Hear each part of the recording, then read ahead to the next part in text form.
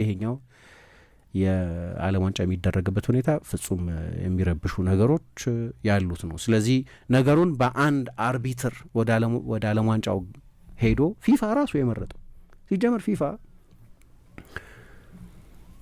ሶማሊያን ዜጎች ኢንዲስክሪሚኔትሊ ወደ አሜሪካ እንዳይገቡ ስለመከልከል በትራምፕ መንግስት ስለመከልከሉ ያውቃል። ማጣራታ ኤክሰፕሽንስ አላችሁ ወይ?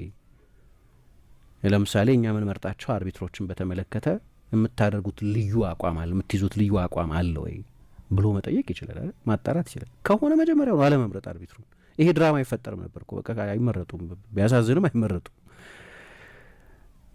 አሁን ተመርጠዋል ሰውየው እና የዓለም ዋንጫ ይሁን ምን ይሁን በቃ እኔ ያልፈለግኩት ሰው አይገባም የሚል አቋም ካለው የአሜሪካ መንግስት መጀመሪያውኑ ሰውየውን እዚህ አለመጣድ ነው እኮ የሚያስፈልግ ነበር። ሰውየው ከዛ በኋላ በሚደነቅ ሁኔታ ያው ቅር ብሎኛል፣ የሚቀጥሉ ውድድሮች ላይ እንደ ዳኝ ተስፋ አድርጋለሁ፣ ግን ለባልደረቦቼ ውድድሩ ላይ ለሚዳኙ ባልደረቦቼ ሁሉ በጎ እንዲሆንላቸው እመኛለሁ ብለው በጣም ሰልጠን ያለ ሰከን ያለ ምላሽ ነው የሰጡት። እና ግን ስታስቢው የሚገርም ነው የዓለም ዋንጫ አስተናጋጅነትን የተቀበለ ሀገር እና ፊፋ ያኔ እንግዲህ የቢዲንግ ፕሮሰስ የሚባለው አስተናግዳለሁ ድምጽ ሰጡኝ የሚል ሂደት በነበረበት ጊዜ ነው ኢንፋንቲኖ ቅድም ያልኩትን ነገር የተናገሩት።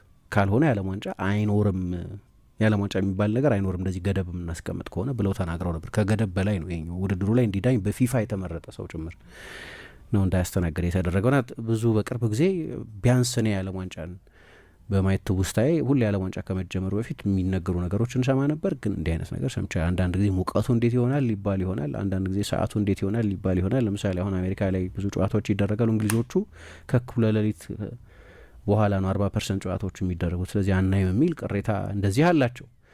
እንዲህ አይነት ሎጂስቲካል ነገሮች አሁን ተሰሚ ይሆናል እንጂ እንዲህ አይነት ነገር እኔ ሰምቼ አላውቅም። ስለዚህ ብዙ የሚያስገርም ብዙ ነገር ሊያነጋግር የሚችል ነገር ነው። ከአንድ አርቢትር ከአሜሪካ መግባት መታቀብ ጋር ብቻ ነገሩን ማየት ነገሩን ማሳነስ ይሆናል እና የትራምፕ የዓለም ዋንጫ ሊባል ይችላል። አሁን በፊት ውድድሩ ከመጀመሩ በፊት ነው በታሪክም የምናውቃቸው የዓለም ዋንጫዎች አሉ። የማራዶና የዓለም ዋንጫ፣ የፔሌ የዓለም ዋንጫ፣ የቤከንባወር የዓለም ዋንጫ። ይሄ የትራምፕ የዓለም ዋንጫ የሚሆን ይመስላል፣ ግን በጥሩ አይደለም።